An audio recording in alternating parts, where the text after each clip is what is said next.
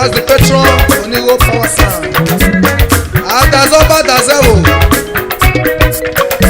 Off Wepe Omera Noke. Dadio. Idemudia no be Imuwahen.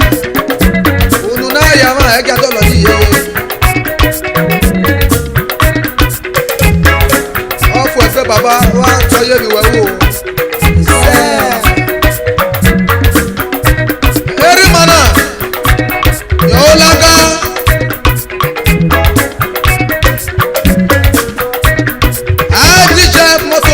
Nigeria Limited.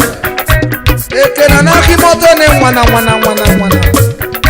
Number 169 Siloporo, opposite Kevison. Onabi Aolaga, CEO. Adijep Osas Free Estate Limited. Opia. Yari.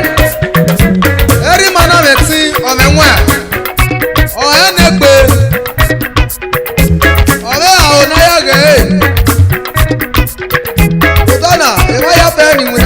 baba dadore lukie o aye won awewi